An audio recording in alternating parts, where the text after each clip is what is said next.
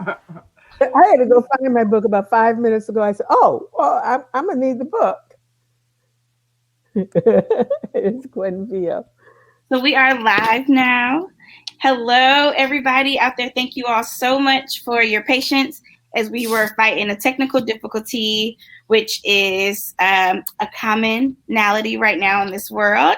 Thank you all so much for being here with us tonight. I'm Raven Stubbs with Women and Children First Bookstore. We are one of 3 remaining feminist bookstores in the country that is fully women owned and operated. So we're really, really, really proud of that. We want to welcome you all to this virtual event in the same way in which we would welcome you if you were in our store, which is by acknowledging the land that we sit on. Our bookstore stands on occupied and unceded territory of the Peoria, the Potawatomi, Miami, and Sioux people. We encourage you to learn more about land acknowledgement and about the rightful owner of land where you are viewing tonight's event at native-land.ca. Additionally, beyond land acknowledgements, because as we know now, land acknowledgements are not enough. So beyond land acknowledgements, you can find yourself supporting your local grassroots Native initiatives and movements. If you're in the Chicagoland area, American Indian Center, Chicago is a great place to start. We will share the link to their site as well in the chat bar. So thank you all so much. If you haven't already purchased tonight's book, Gone Missing in Harlem, you can do so by ordering online at womenandchildrenfirst.com. We ship to anywhere in the continental US. You can also purchase your book by coming into our store. We have recently just reopened. So that's Tuesdays through Sundays, 12 p.m. to 6 p.m. You can also pick up your book via curbside if you're not quite ready to be indoors with other people, which we strongly support you in that endeavor as well. We've also added a shortcut to purchasing the book. So everyone in your screen, you should see a button that says buy the book. You can hit that icon at any moment tonight when you are ready to purchase the book. Our website also provides a calendar for our upcoming events. One that is getting a lot of buzz so far is featuring Bruce Owens Grimm on May 21st, which is the author of Fat and Queer, an anthology of queer and trans bodies and lives. So feel free to check that out, as well as check out our calendar. We have so many amazing events coming up with other amazing authors. Okay, now for our event tonight. We are uber excited to have author Karla FC Holloway with us, as well as Dr. Helene Gayle with us. What'll happen is I'll introduce them, and then I'll turn the floor over to them so they can have at it for the rest of the night. At any point during the conversation, please feel free to ask questions using the chat bar. I see some of you have gotten very familiar with our chat bar so far, which is great. Keep it up. Please don't shy away from asking those questions. That's why we keep the chat bar enabled throughout the conversation. Okay, so Gone Missing in Harlem. My first reaction to this book was, oh Lord, not a pandemic. when I first picked up this book, I was like, oh my God, I don't know if I could take another pandemic.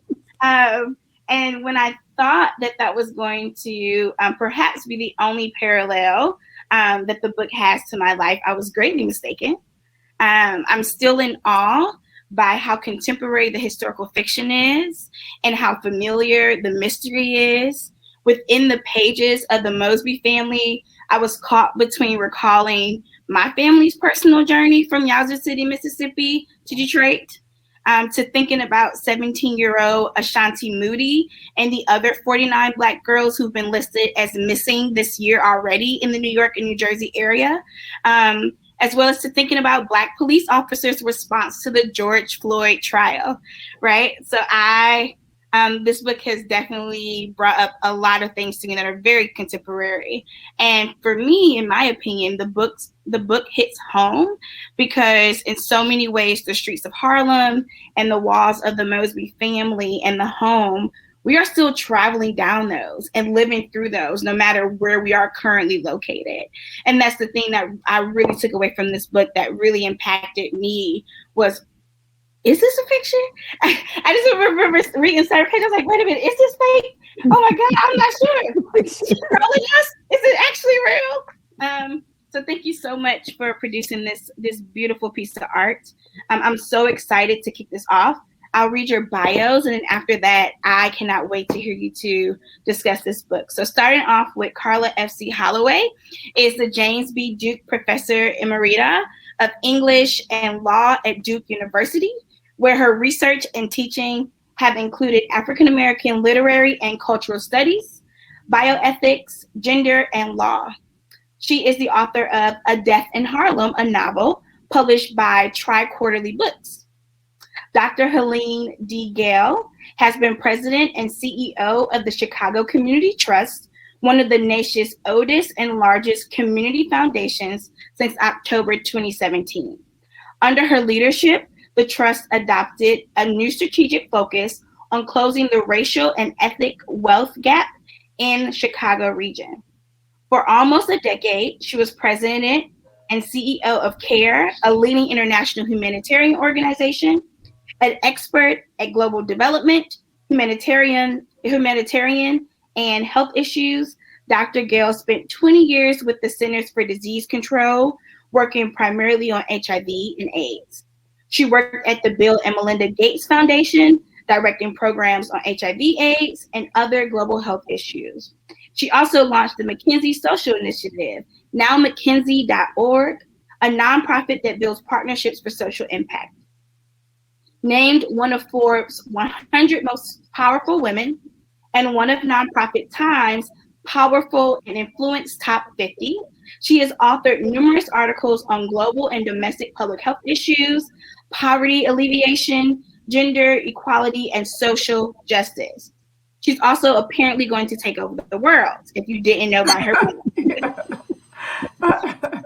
So, without further ado, and for the clarification, the beautiful pearl necklace Dawned Human is our author tonight, Karla, who will be saying a few words to us, and the lovely chartreuse green blouse wearing is our Dr. Helene.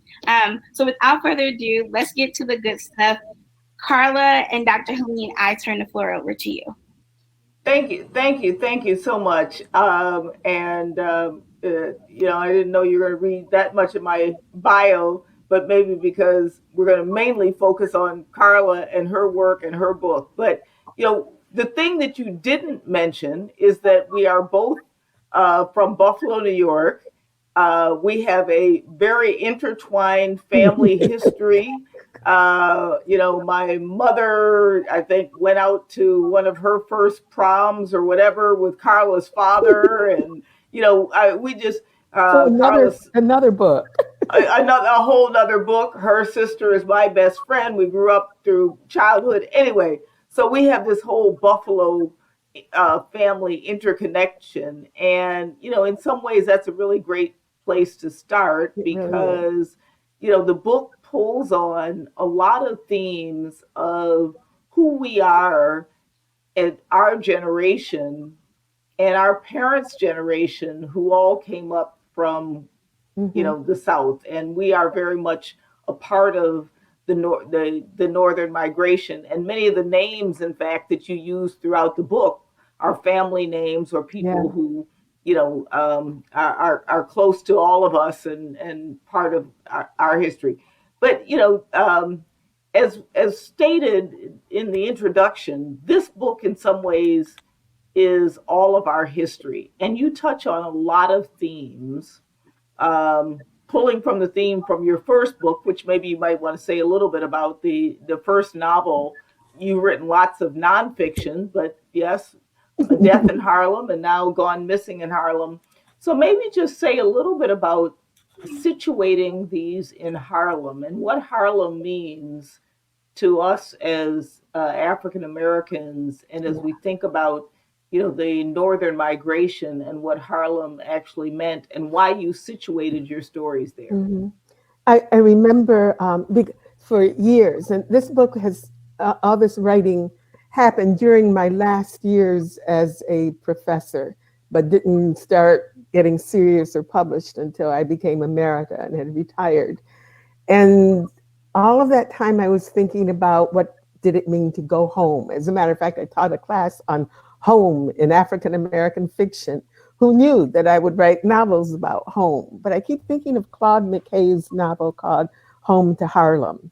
And Harlem, just like Chicago's South Side for me, was family home. The Howard family in Chicago is my grandmother's family. My grandmother's family also came up from Selma, Alabama, and went to, Selma is one of the names in the book, and went to New York City's Harlem.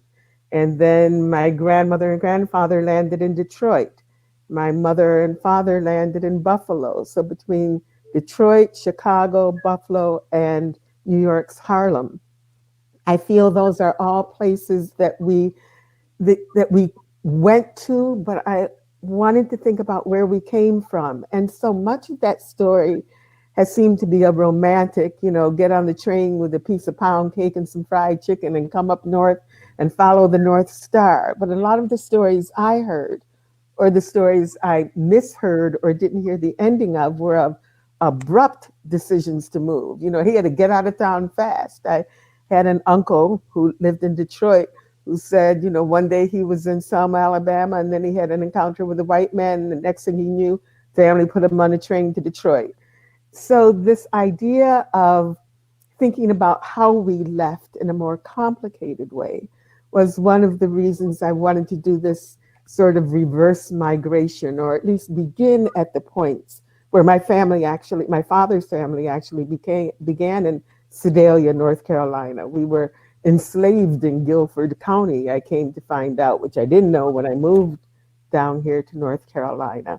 So I wanted to do the circle to sort of explain to myself why these fictions I was reading kept feeling so familiar to me. And then once I got freed of having to write the truth, which was, my academic career, and I could, imagine it and imagine, like they say, what is the rest of the story? The rest of these stories came to me through this genre of, literary mystery fiction, whatever, the first colored policeman in Harlem. And I also wanted to probe the Black middle and upper class, because both you and I know that the Hamlin Park community we grew up in, our families interacted in fraternities, sorority, church circles, and we were all about uplifting the race and, being a credit to the race. And I found that a lot of the stories that I read as a teacher were about the most difficult economic conditions for Black folks. But I wanted to make that a more complex picture. So I put in some wealthy Black folks and some poor Black folks, and that they interacted and their families learned from each other. And even though we might have, and even though they were color coded sometimes, light skinned or brown skinned, I wanted to explore what it meant to bring those biases north where we thought there was some kind of promise, and also know that we ended up having to escape from there as well. It wasn't a promise for all of us. Yeah, and so you probe a lot of themes, and you probe themes, some of which you wrote about in some of your nonfiction um, writings, and then I Mm-hmm. think have carried those over. But one of the themes that I thought went throughout the book was just the role of women Yeah. and the role of Black women and keeping families together. And, this particular story is incredible. I mean, to the last minute, we did not realize You didn't how know? this story was going to unfold and the role of the mother, Mm-hmm. and how absolutely what she needed to do for her family. So talk a bit about that, and Yeah, I what that. know. Yeah. I didn't want to traffic in Black trauma, although I have found that some are reading the book and reading only the trauma. And I'm thinking, this is a book about resilience. This is a book about strength, about what it takes to make it through. And this is one of the reasons I'm so delighted to be here with Women and Children First. Not only did one of my very first nonfiction books, which was about death and dying and the mortuarial industry in Black America, called Passed On. I read at Women and Children First back in 2000. And frankly, this was right after my son had been killed. And reading in that space and feeling so welcome, talking about what it meant to be a mother who had lost a child. That's something that, whether it's personal or professional or a fiction, stays with you and works on you in a certain kind of way. And certainly today's mothers are feeling the anguish, not only of the direct loss, but of the potential for that loss. We raise our children worried about, will they make it too? They're even, you know, the statistics, you're a public health doctor. And so the statistics of whether or not our children will live past age 22, or gun violence, which was how I lost my own child.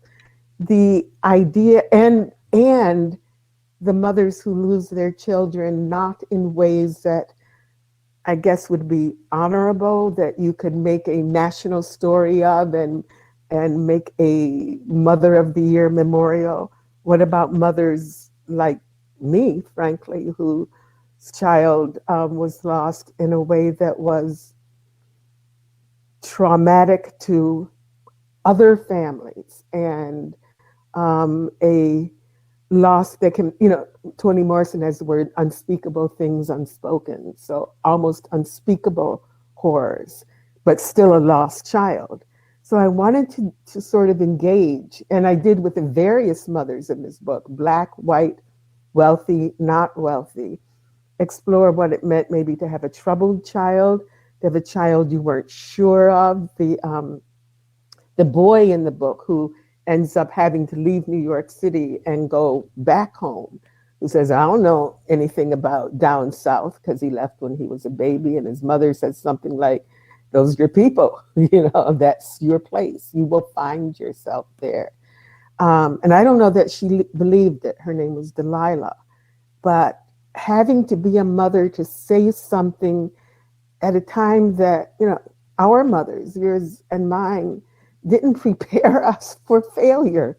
You know, there was no like, and when this happens, this is what you do. When the worst things happen, there are no textbooks, there are no role models, there's no resources that, what do you do when you're in the deepest trouble you can imagine? And one of the things I wanted to suggest is that we pull on, some of us manage to make sure that the rest of the children in our lives live, that we have resilience, that we do whatever it takes. And DeLilah in this book finds a ghost that kind of helps her out, but she's also helped out by remembering how much she was like her own daughter. So I wanted to think about the relationship between mothers and children not being all one thing, all traumatic, all easy, all credit to the race, but some of all of that, and that every day mothering is a challenge and a blessing. And sometimes the balance goes one way or the other, but we're never let loose from it. We always have to perform our mothering. You know, it was interesting. Also, you know, when I think about the daughter, Selma, and, you know, she, as they said, wasn't quite right in the head, and, you know, kind of had her unraveling, I guess, as a result of the experience that she had. And, you know, I think there's a great deal of acceptance. And one of the things that we often talk about in our community is how we embrace all of who we are. Yeah, And, you know, I thought that was an interesting part of this. Say, could you say something about, you know, was that an important part of your critical. theme, to talk about how we embrace the differences within our community and the acceptance that we find regardless of, you know, some of the distinctions and some of the differences? Yeah, you know, for me, the community both talked about you and protected you. So they talked about Selma's, yeah, she's a little bit touched. She's always been a little bit odd. Even her brother was described as a little bit off, but they took care of him, you know, and sometimes they said it in order to, get the white folks away from bothering them. But Selma's unraveling came because of a rape. And her mother worked in a white person's home. And for just a moment, I wanted to engage that domestic space as a space of danger. We always think of domestic sites as safety. This is your sanctuary, your home. Well, for Black women working in white homes and in our own homes, it was not always a place of sanctuary. It wasn't always a place of ease. And so I wanted to suggest that, and then to say, but I'm going to save you from this. I'm going to accept this disarray, figure out how to work this into my plan for you. Because her mother had a plan to send her back home to an HBCU, because that was the next place we figured was our safety spot. She was going to send her to Bennett College to become a Bennett Belle. And there are all kinds of wonderful, in my mind, dress up illusions around that. And her daughter, who was just living on the surface, then picked up on the top of that what I would look like as a Bennett Belle, but hadn't acknowledged her own loss. And at one point, her mother tells her to hush. And she does. And I wanted us to think about what our words meant to our children. So when we tell them to hush, we tell them to sit back and be quiet. Some of them might take us seriously. And what's the consequence of that? Selma took it seriously. Selma hushed.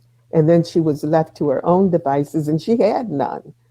So I wanted it to be a cautionary tale about both our love for our children, because DeLilah's love was fierce and relentless, and she did what she needed to do to take care of her child. But she also had a fierce love for her that led to an abusive scene when she found out her daughter was pregnant out of wedlock without knowing how the pregnancy had happened. And I wanted people to think about DeLilah's response as much fear in her mother as it was for her daughter, as it was about shame, or, DeLilah goes back and says, oh yeah, I was pregnant out of wedlock too. And they called me a slut, just like I just called you. Maybe I better be more careful of my words. I wanted us to think about the generational legacy of words that hurt, but also right up next to, in that scene, I think the mother and daughter fall together on a sofa in a loving and a safe embrace. So even though the mother has attacked the daughter has cried and told her the horror story, the result of that is that they find their solace in each other and the ghost of her daddy, which is just, my fan. I don't know where he came from, Helene. Well, I want to get to that in a minute, because the whole supernatural, I think, is also interesting.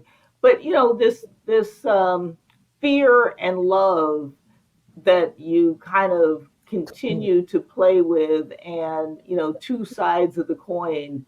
Say a little bit about that. I mean, how did you think about that? What was what you wanted to get across in terms of that boundary or that blur between fear and love, and how that interacts in terms of human connection? Blur is closer. And what I wanted to suggest was a cautionary note about sometimes we don't get to pull back from, I think at some point I said something like, I taught you how to be instead how to act instead of how to be, because our mothers, our Buffalo mothers, spent a lot of times making sure our shoes had the Vaseline on them if we were to go to church. Our knees were not ashy. Those little white socks we wore with the ruffles around. We wore those things to Delaware Park on Easter, where we get the Easter pictures. I mean, we could look good how to act. And we were told, there was even a phrase, act your age, not your color, which might be my generation. You remember that. Okay, yeah. So what did it mean about who we were on the inside parts? So the blur that I see between fear and love is a cautionary note that sometimes our children only hear a part of that message Mm, and don't mm. understand the underbelly of it. So I wanted us to think about what it meant. What if they didn't get what we were saying was motivated from love? And sometimes our fear for our children comes out in violent acts. Parents who hit their children, who slap their children, who abuse their children are not hateful people, are afraid people. And what has made them afraid? And these are long generational stories, which I think we would do better to think about in complex ways rather than in just simple ways.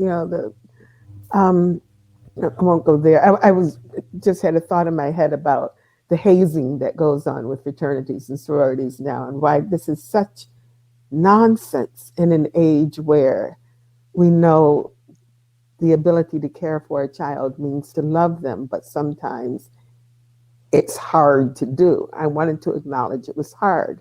So I wanted to create at least one character in there that was hard to love. And a really important scene for me was the funeral for that child. I don't think it's hard to talk about a mystery because you don't want to give it away, but there is someone who dies in the book. And one of the important parts of the book for me is that the mother, when that boy is being buried.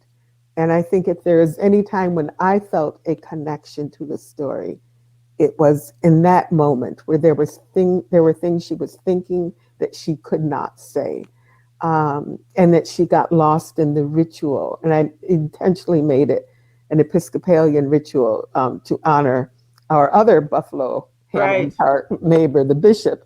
Yeah, and I kept thinking of words have always been my sanctuary, and the ritual of words that she needed when her son was buried was a ritual of words I need. And that's the ritual of words I find as a writer too. So I wanted that, so here's a mother who had a child who was a horror, frankly, but she loved him. Toni Morrison says at the end of one of her novels, a funeral scene too, and she was loved, that is the last word. So love sometimes comes right alongside fear, and one of our jobs as mothers, and I do say this as mothers, as the caretakers, whether it's socially constructed or however it's constructed, is to understand the power that we have to both shape character and to shield it. Yeah, and I just found that as throughout the book one of the most powerful pieces Thank because you. it's so easy to see mothers in their fear of Yeah. what could happen, especially to Black children, Mm-hmm. being expressed in a way that we don't understand as Right. love. And I Right. think you did a good job of really trying to make that, uh, point clear that this was about, yes, extreme fear, but that was Mhm. grounded in love. Yeah, and the resilience that she develops, the mother develops, because this is not necessarily a strong woman. She wasn't prepared to come to Harlem Right. to take care of all the stuff she had to take care of. But she keeps finding reserves to say, well, I got to go about my business. I have to make a plan. I have to save this child, then I have to save the next one. And then this baby that's gone missing, got to find the baby or take care of the baby. So what was presented to her was what she did. And in many ways, that was my story. I would have written a totally different story for my mothering. But what I was given was what I found I had to take care of. And there's a dimension of that which is a fiction for me, but in writing it out, I had to say, okay, I might not have had a plan, but I had a purpose. And that was to keep a child who was still living safe and happy and well, and eventually to make myself well enough to be helpful to somebody else. Um, that's what I think. That's why, like, women and children first. You throw it. We go overboard because we might be most likely to when a society, I think I read this from something that you said once, if, small loans are given to women in underdeveloped countries, they invested in the community Right. rather than go out and buy a new pair of shoes for themselves. It wasn't Right. that Right. stark, Right. but Right. they invested in the family. So if you want an investment in the family, look You to the invest women. in women. Yeah. Yeah. You invest in women. So you you do touch a lot on social class and culture in the Black society. What were you trying to say?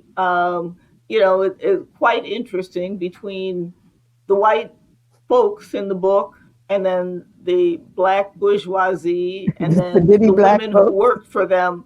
What talk a little bit about what you were trying to say or convey around social class, particularly Black people and our own Yeah. social strata. First, I want to say, guess what, people? Black people work for Black people, which to some of my audiences are saying, you're kidding. You know, some of you had maids, not my household. My mother said she had three daughters, so we could, Right. but so, but there's a class of Black folks who do the Sag Harbor and the Martha's Vineyard and the Idlewild in Michigan. I remember my grandparents in Detroit taking me to Idlewild, and it was the worst trip ever because she had to make sure my legs were correctly shined, that there was not too much shine up here, that my socks would not get dirty. I felt like I had to sit with my hands folded all the time because we were going to interact with the Black upper class. And there was a certain deportment, that's an old school word, that we had to have around these folks. We were just like on the edges of that in Detroit.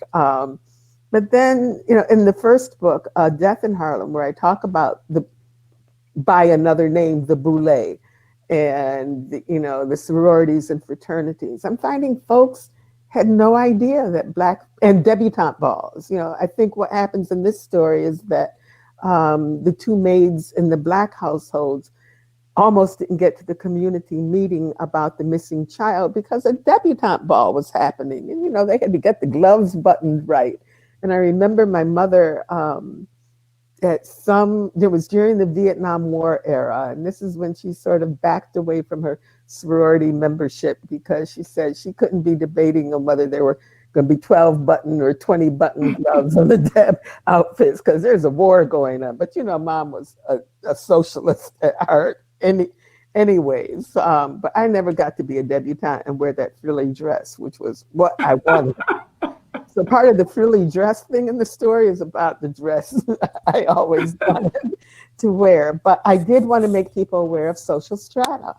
And I think the more people understand that Black communities today, maybe, Harlem was right at the edge of creating what E. Franklin Frazier, sociologist, called the Black bourgeoisie. He wrote a book about it, right after Du Bois, who was the ultimate Black bourgeoisie. He would write about the folk, but he would let you know he was not one of the folk. He was the talented 10th. So I wanted to suggest that there were strata in the Black community and we could be very funny. I think the first book might have been a little bit funnier than this one because I played with the social class distinctions that we worked hard to maintain. And the color color line, yeah. And one is the other, Right. Are they this color or, what color could they be? I remember one of my friends said, "You're an AKA? I would have thought you were too dark. You should have been a Delta." Yeah. And I was saying, oh yeah, but they didn't know I was a legacy AKA because my mother was an AKA, so they couldn't turn me down. Those are my sorors. And now, the vice president is my soror, so this is going to an HBCU, which I did. And that changed my life. So I also wanted to put the space of the HBCU as a place for the Black elite, at least in the 1920s, 30s and 40s, before white universities started opening up in the 60s and 70s to let people go to Barnard, places like that. Oh, So, well, somebody had to go. you know, and you've done us proud. But see, even saying that you done us can't be an individual. You have to do the whole race. You got to save the world, Helene. And we We got do, to hold up the race. yeah. And what a burden in a sense that is, because you're not just working for things that you have decided are critical and important, but you're working in a way that you know will be seen in a particular kind of way. So I wrote the book for you, so that women who are in the positions of representing the race, which I was until I wasn't such a good representative of the race, would know that this is a mantle, and sometimes you just got to take it off and put it aside. And if you accept it, you can accept it on your own terms. I think you have been an on your own terms executive since your Surgeon General days, which became before the Gates Foundation. Is that right? Yeah, I remember yeah, you were in yeah, the yeah, yeah. uniform, Right, right, right. Helene wore the uniform Well, and was in the Buffalo Challenger, the black yes, newspaper. which makes it real. Yeah, Yeah.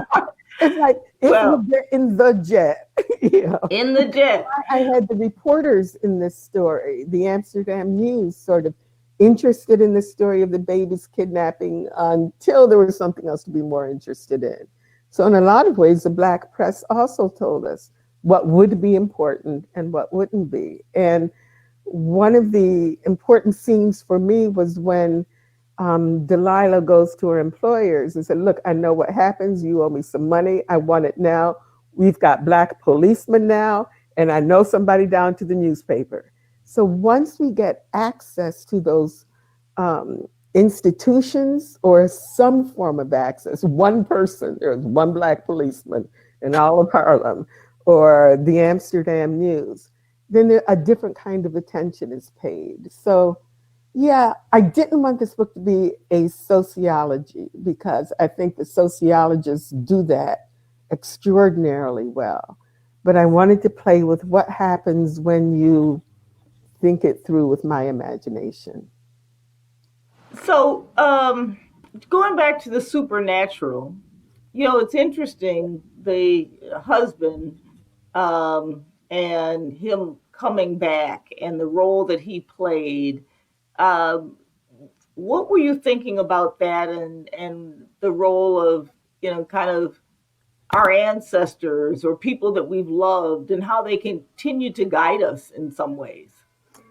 My sweet brother in law, who died maybe in 2005, told me once that when you sleep, the ancestors will come and tell you what to do, which is a line that ended up in the book. A lot of what he um, said to me, his personality is there. He was from Nigeria. So, if he was going to say something about ancestors, I was going to believe him. And then for me, growing up between North and South, because I would go south to Selma, Alabama in the summer if I wasn't in Detroit or in Chicago, with the Howard family. And that's where these stories would be told with absolute, not just sincerity, but, no funning about it. This was, yeah, there was a ghost in the water fountain. Every time I turned on that fountain, the ghost would drip out. I remember my grandfather. So our ancestors lived with the memories of their families. Now, whether you want to think about them as ghosts or what, for me, I'm living with the memories of those who have passed on. I wrote a book about death and dying. My um, academic research was on mortality in the African American communities and stuff, and funeral rituals. So maybe it's no surprise that the book has this death and dying space, but it also has a space where even there, a falling back on the ritual and being able to depend on, I knew if I called you, you would come, which is at one point Delilah says about her husband, who has died in the flu pandemic. That was a pandemic scare that I gave our moderator earlier. So I did want to bring that. Black folks died in the pandemic in 18 and in its stages after that. And once I realized that the man who had come from south to north with his family was going to succumb to the flu pandemic, I said, oh, this was before the coronavirus thing, but we've been living with death and managing it as a people because, as I said in my old book, Passed On, we die out of time. We have excess mortality. We're prepared for death from the time of our birth. We prepare our rituals for that. We plan what to do. We plan the little caskets, the open caskets, or whatever. Our funeral directors are especially well skilled in the aesthetic reconstruction because of the ways we die.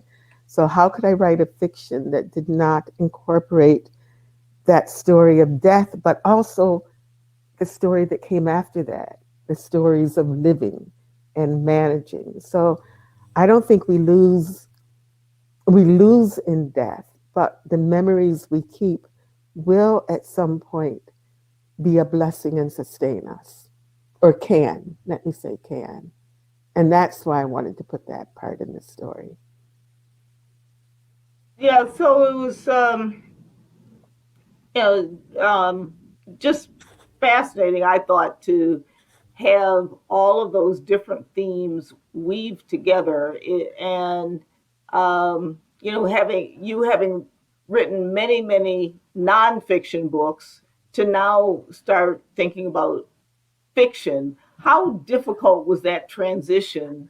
And why fiction now in this point in life, having written so many things that are more historical or factual? That's such a good question, Helene. For one thing, I found I had to cut off Duke at the knees when I left. I was either going to still be of the academy or not. So I haven't even been back to the campus since I retired in 2017. I have been on the Twitter though. So the Twitter is the jet. So I do comment on all those things I had some academic writing about, but I wanted to be different than I was when I was a classroom academic and responsible for what I said in the classroom. Because I was teaching these things about mortality tables and ethics, and I even tweet some of that stuff now. But I'm writing an essay or giving a talk next week called My Last Lecture, quite literally, the very last lecture I will ever give in my whole life. And I'm trying to pack in it. This is why it's the last thing I'm going to say on this subject, and this is why I think it's the end of it. So I try to sort of understand why, and it's called From Fact to Fiction, a colored life in letters. And I do move from, okay, I've written this out and I got to the point where I think I understand it. Law was actually, my law degree was the way I sort of got a chance to see this is why institutionalized race is playing the role it is in society.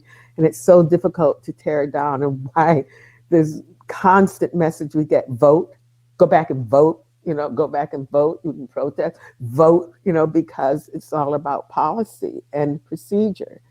But I didn't want to stay there. I wanted to I wanted my freedom, like my people back in the day. I wanted to get free, and to get free meant to be freed of the responsibility of telling the truth. So fiction is my refuge. And once I got to this book that has the ghost of her husband in it, that was a step that I hadn't taken in A Death in Harlem. In the book, I think this is a trilogy because the book after this deals with a medium and a spiritualist who has dementia. And what does, in Harlem, it's like a haunting in Harlem. So what does it mean to go to an elderly lady about my age, who is a spiritualist, who's supposed to give you the answers, but she has dementia? So I think my academic life will always, that's my work with bioethics and foundations that worked on that. All the different worlds that you've traverse. Yeah, Daddy used to say, I can say Daddy to you because you knew him and you were done. Daddy used to say, "Will you get a job?" Which job are you doing today, Karla? So I think, Daddy, I am still. Well, I have found my job. I'm just putting it all into the fiction, and nobody has to take me seriously.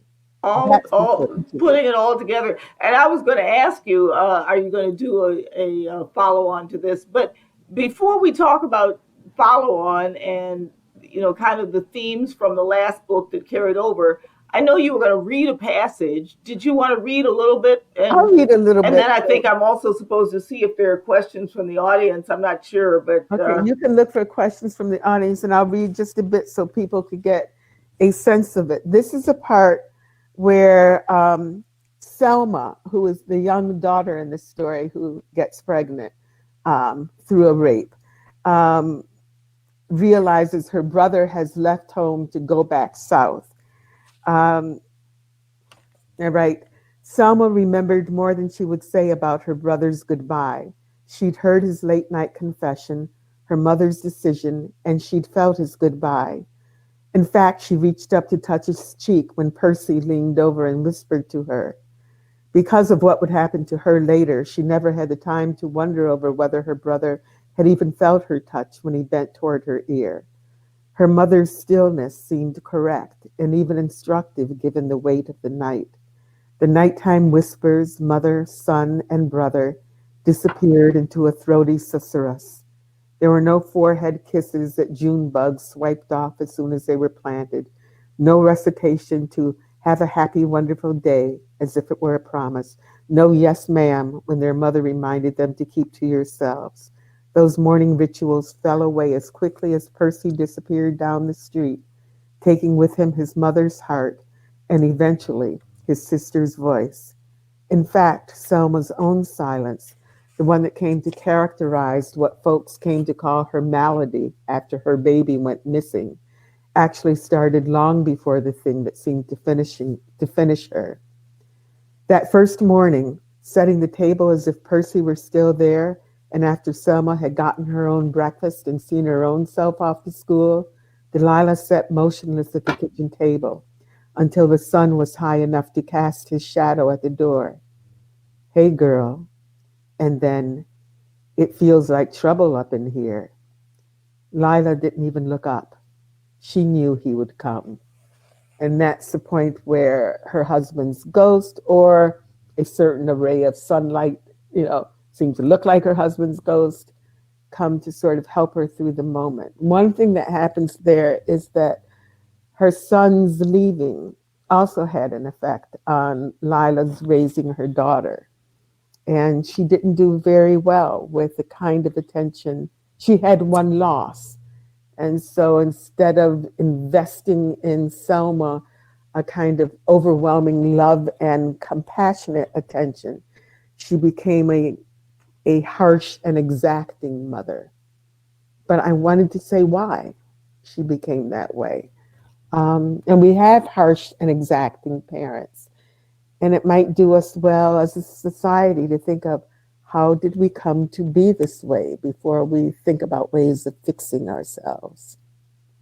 Yeah, and I think that goes back again to this theme of the extreme fear, particularly that Black mothers have for their children, and how that manifests itself. And people can say it's bad parenting, or why aren't you kinder or gentler? But given the realities, sometimes that extreme fear, makes one harsher and harder than one might than the parenting books might suggest one Yeah. should be.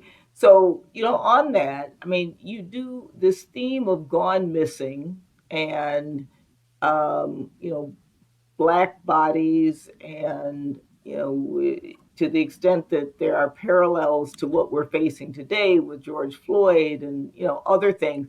How did you think about that? And there are contemporary themes like the pandemic that you started this, I I had think, no idea. before the Way before. pandemic, Hmm. but there are a lot of themes like death, dying, illness, but also the whole issue of the value of Black lives that we're all struggling with today, which is a clear theme throughout the book. Say a bit about how you think, you know, inadvertently or not, some of the themes that you play throughout the book are actually very contemporary with themes that we're wrestling with today.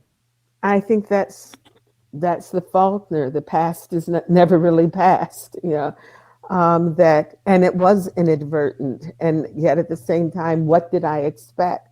We think about Richard Wright in the 1940s writing a novel about an extraordinarily grim novel, Native Son, was based on a true story in Chicago.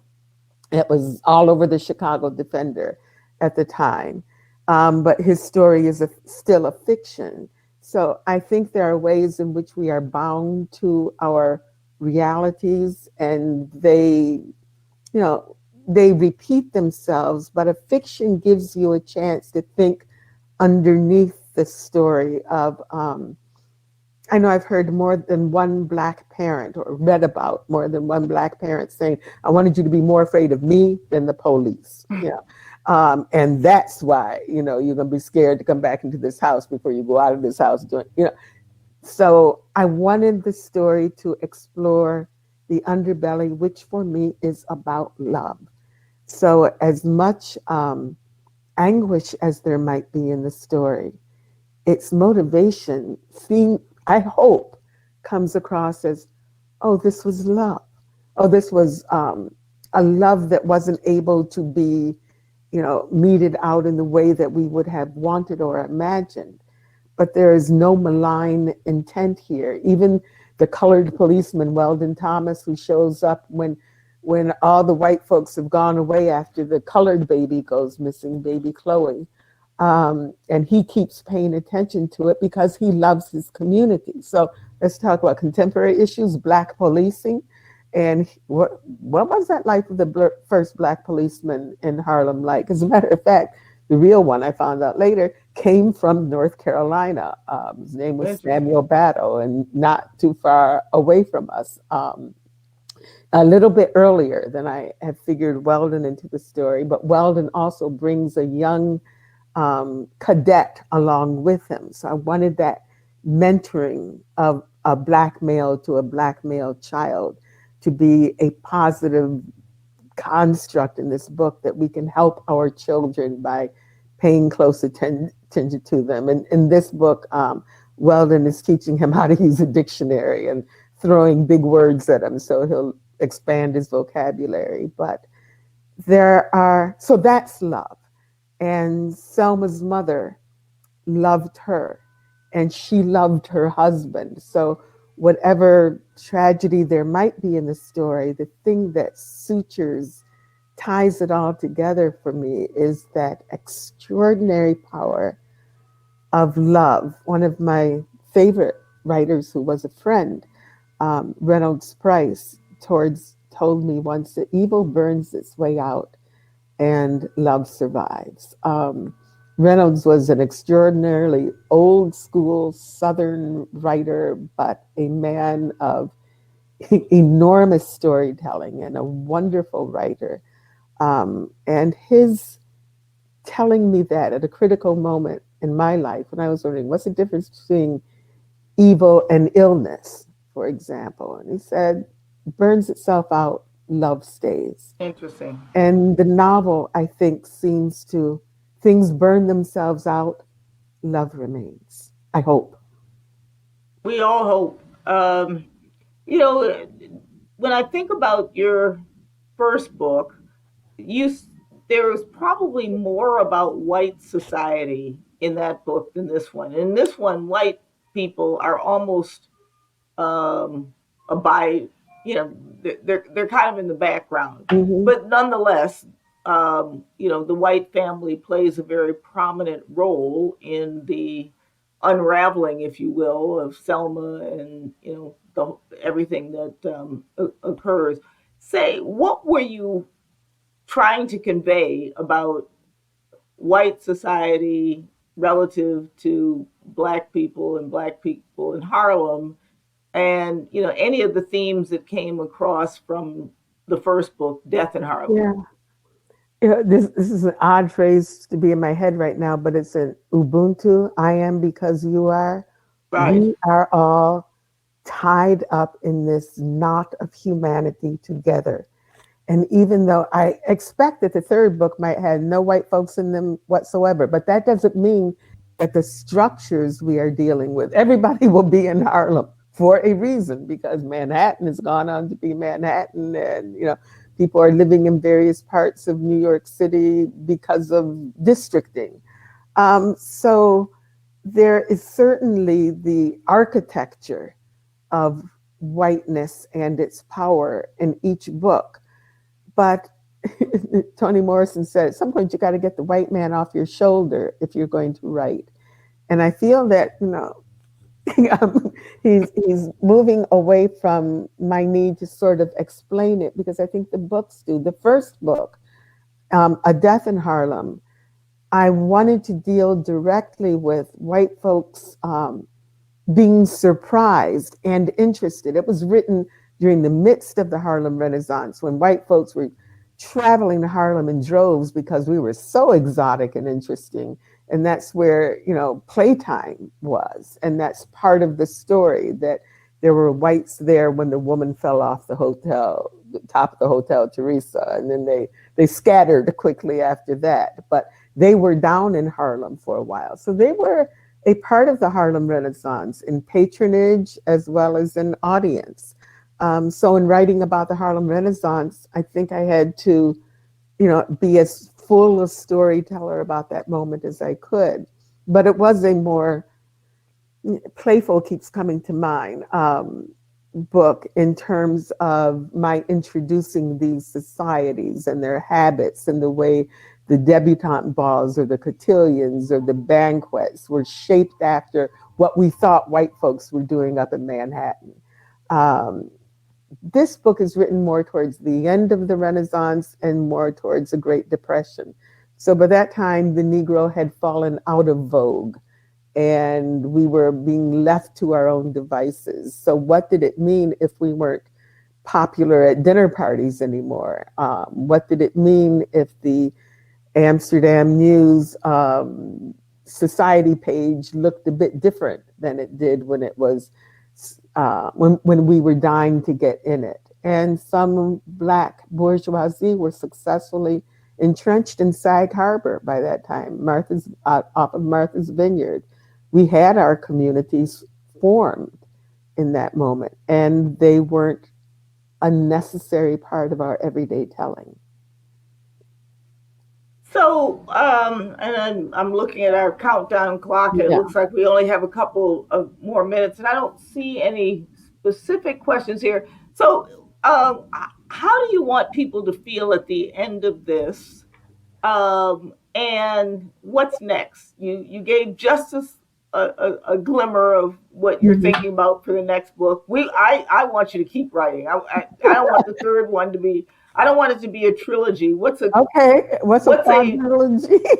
What's a quadruple-rilogy or a sextilogy or whatever. I just want to keep reading these books.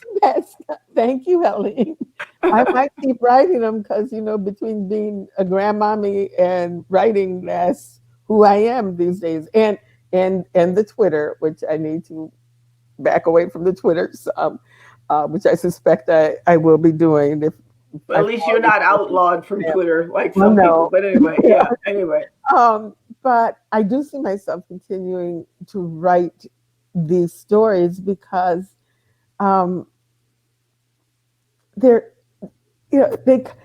lines come to me about people talking. Alice Walker said a long time ago, her characters talk to her, and I said, "Sure, Alice, that sounds like a good marketing ploy." But they do. They wake you up at night and say, "I'm still here," like Iredell, the ghost in this book. I had done with him. He had died of the flu. And next thing I knew, he's back. And I said, where did he come from? And maybe it's my age. I'm in my 8th decade and I can afford to be entertained by pure fantasy. But I think I will continue to. Well, I know I have another book in mind in this vein, and maybe there will be another one like it. I think that I want to really play with this idea of um, what does it mean to be my age, where your memory isn't what it was, and what if your job in the community was, the root lady making up the plants to give somebody that who was sick or had a headache or had fertility issues, and you mix them up because or what if you're hearing from the other world and you're not sure whether it's your dementia speaking or your otherworldly inhabitant speaking to you. So it'll probably be a somewhat lighter book, but with this book I was so pleased with what happened because I know what was going to happen. And that's hard for people to know, but I don't plot out a story and say, this is going to happen and I'm getting to this point. So it's really true what people say. These stories kind of write themselves. They kind do. of have a life of their own. Yeah, it's just like, are they going to find baby Chloe? Baby Chloe goes missing. Where did she go? There are several possibilities that seem to present themselves in this story. But a wonderful friend who happens to be the archivist of the United States wrote me and said, I was so relieved when I got to the end of that story because you scared me. You and me both. Because I did not want that mother to have done, the grandmother to have done something crazy. Well, yeah. So right. But I didn't know. I knew about me and what I could and could not do. But I didn't know where this story would take me. But I loved archivist Ferrio's comment to me. He said, "Thank you for not doing what you could have done." But the story does end with love, and if that is the motivation, and if that's right, that is the strongest thing that will work its way through everything, then it was natural that it would find a loving space for an ending. I liked especially how Percy grew and his character. Someone suggested early on to me when they were reading a part of this manuscript, he's on the spectrum. And I did read a lot about autism, and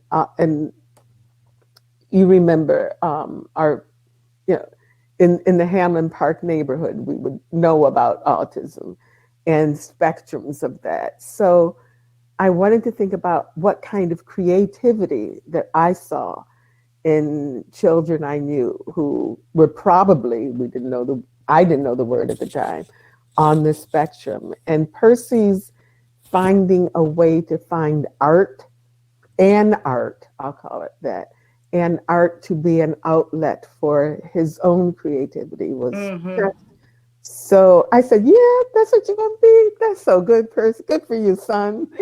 So they do write themselves though. And I was grateful and relieved when I came to the end of the book. I hope readers will be too. Well, I must say, and I think we're out of time, but I think ending on that note that at the end of the day, this is really about how love comes together is a beautiful way to end the book. And, I hope that those who are listening who have not read the book or have not bought the book will both buy it and read it. We are looking forward to my little book club, having you come and talk in about a month or so. And I am so looking forward to the third book, the fourth book, the fifth book. Thank you. You plan for me to have a long life. Let me. Right. I think two questions I'm going to answer real quickly. The name of the man I spoke about was Reynolds Price. And people will know his name. Was I always told Reynolds Price he would win a Nobel Prize. He died before the Nobel Committee got a chance to recognize his brilliance, but he should have won a Nobel Prize. And research is critical to my books, both reading and traveling when I could do that, walking through the streets of Harlem and going back to Buffalo and walking in South Buffalo to a place that I talk about. I changed the name, but you might recognize the space that I talk about in Buffalo because I spent some time doing musical performances in that building. So research and being there has been very important to me. But I want to keep writing too. So if you keep putting book and book and book out there, I might make it to my 9th decade, which would be really, really good. Well, you keep talking about being in your 8th decade. People know that means you're not 80s. You're not in your 80s. You're in your, yeah, right. But I was writing that for this talk I was giving the last lecture, and I said in my 7th decade. And my husband Russell, who is much better with numbers, he said, "No, you're in your 8th decade because 0 to 10, whatever, whatever. Yeah. You're still around. You're still brilliant. You're still beautiful. So and we're still family. We're just happy to have had this time, and congratulations on an incredible book. Thank you, and thank you all to all our family and friends and sisters. I see online. Thank you for joining us, and we have things to celebrate in the family. We've got graduations and celebrations, all sorts of things. All sorts of things. I'm cooking, and we've all been right. All right. Well, thank you to everybody for chiming in, to dialing in, and thanks for this incredible conversation. This has been so much fun. I volunteer to do the next one. All right. You heard it here, folks. Thank you, Helene. I'll see you at your book club if you don't come down for my cooking and explosion. All right. Very good. Okay. And don't forget, if you haven't, oh, sorry. No, go ahead.